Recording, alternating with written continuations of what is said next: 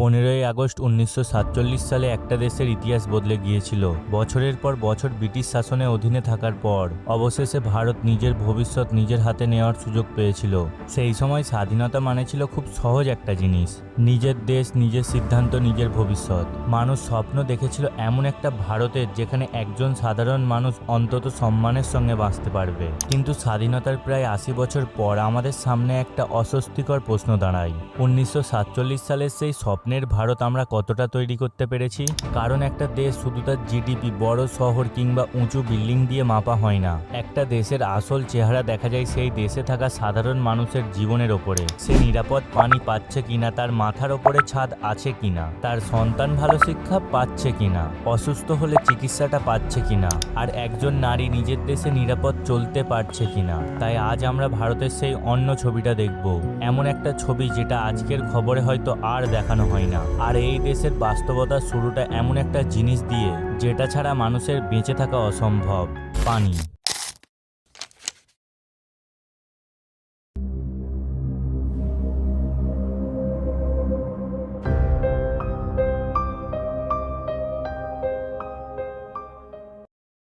পানি আমাদের কাছে হয়তো একটা বোতল খুলে পাওয়া জিনিস, কিন্তু ভারতের অনেক মানুষের কাছে নিরাপদে পানি এখনো প্রতিদিনের সংগ্রাম। কোথাও মানুষকে দূর থেকে পানি নিয়ে আসতে হয়, কোথাও আবার পানির উৎস নিরাপদ নয়, আবার কোথাও পানি আছে কিন্তু সেই পানি পান করার মতো নিরাপদ নয়।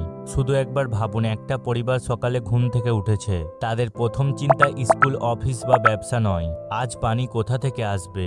তাহলে আপনি বলুন তো, আমরা কি সত্যিই স্বাধীন যদি একজন মানুষ তার দিনের একটা বড় অংশ শুধু একটা মৌলিক প্রয়োজন মেটাতে ব্যয় করে? তাহলে কিসের স্বাধীনতা? 2026 সালের একটা রিপোর্ট অনুসারে রাজস্থানের আলোয়ার জেলার ভেতরে রাইকামালা গ্রামে মহিলারা প্রতিদিন কয়েক ঘন্টা হেঁটে পানি সংগ্রহ করে। কিছু কিছু জায়গায় তো পানি পাওয়ার পরেও একটা প্রশ্ন থেকে যায়, যে দেশের মানুষ পানি নিয়ে লড়ছে সে দেশে সবাই অন্তত পেট ভরে খেতে পাচ্ছে? উত্তরটা শুনলে হয়তো আপনি আরো অস্বস্তিকর হবেন। একদিকে ভারত বিশ্বের অন্যতম বড় অর্থনীতিতে পরিণত হয়েছে, অন্যদিকে এমনও পরিবার আছে যেখানে প্রতিদিনের খাবার নিশ্চিত করাটাই একটা বড় চিন্তা।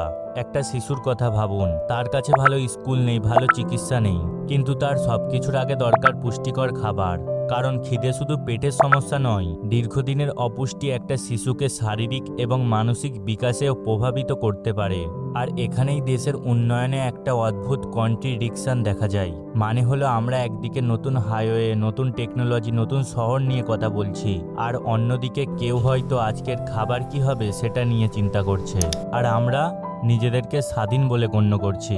তবে এই গল্প শুধু খিদের নয়, কারণ খাবার নিশ্চিত হলেও মানুষের জীবনে আর একটা বড় মৌলিক প্রশ্ন থেকে যায়, তার মাথার ওপরে নিরাপদ একটা ছাদ আছে কিনা। একটা পরিবার যদি বৃষ্টি, গরম কিংবা বন্যার মধ্যে ঘুমাতেই না পারে, তাহলে তার কাছে কিসের স্বাধীনতা? এই যে সমস্যাটা, এরকম একটা সমস্যা যেটা শুধু দরিদ্রতা নয়, প্রকৃতির সঙ্গেও জড়িয়ে আছে। একটা বাড়ি শুধু 4টে দেওয়াল নয়, একটা বাড়ি মানে নিরাপত্তা, বৃষ্টি হলে আশ্রয়, রাত হলে ঘুমানোর জায়গা। পরিবারের জন্য এটা স্থানীয় ঠিকানা, কিন্তু ভারতের অনেক মানুষের কাছে নিজের একটা ছোট মতন বাড়িও নেই। 2011 সালের একটা রিপোর্ট অনুযায়ী 9,38,348 জনের ঘর নেই। তাহলে ভাবুন তো, তাদের কাছে কিসের স্বাধীনতা? শহরে এদিকে কোটি কোটি টাকার অ্যাপার্টমেন্ট, আর অন্যদিকে এমন মানুষেরা যাদের একটা ছোট্ট মতন বাড়িও নেই, টিনের ছাদও নেই, এমনকি ছোট্ট মতন একটা আশ্রয়ও নেই। আর যখন আসে বন্যা, ঘূর্ণিঝড় কিংবা অন্য কোনো প্রাকৃতিক দুর্যোগ, তখন সবচেয়ে বেশি ক্ষতি হয় সেই মানুষগুলোর যাদের আগে থেকেই নিরাপত্তা কম। ধরুন, যাদের ঘর আছে, যদি একটা দুর্যোগ আসে তাহলে শুধু তাদের ঘর কেড়ে নেয় না, কেড়ে নিতে পারে কাজ, জমি, স্কুল, সঞ্চয়, কখনো কখনো পুরো একটা জীবনও কেড়ে নেয়। আর ভারতে এমন একটা জায়গা আছে যেখানে বছরের পর বছর বন্যা মানুষের জীবনকে এক চক্রের মধ্যে আটকে রাখে।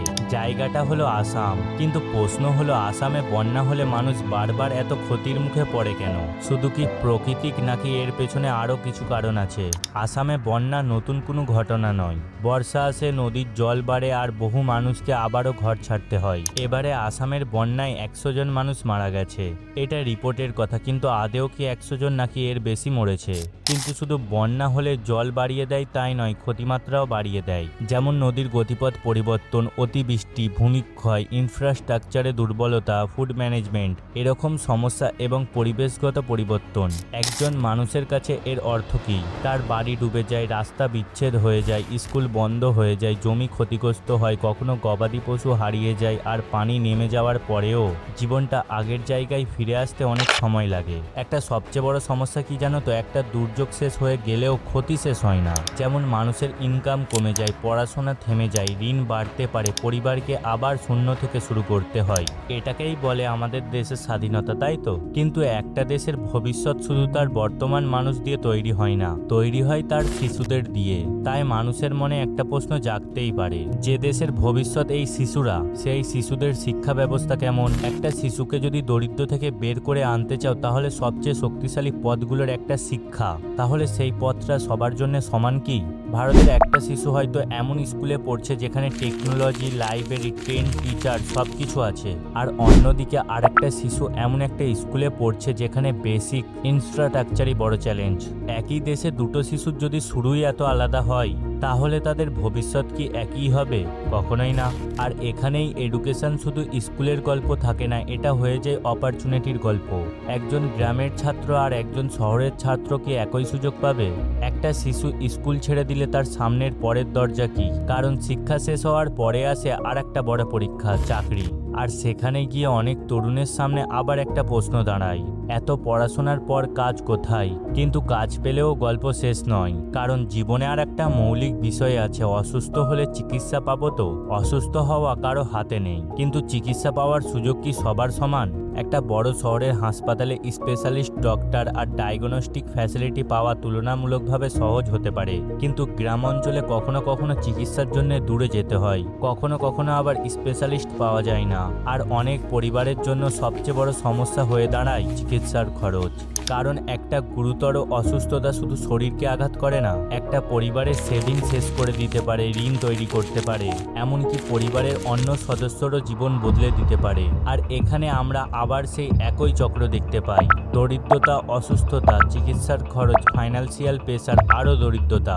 এইসব কারণ ছাড়াও আরও হাজারো কারণ আছে, women safety, jobs, farmer, crime, environment ইত্যাদি। এত সমস্যার পরেও আমরা কি বলতে পারি যে আমরা স্বাধীন?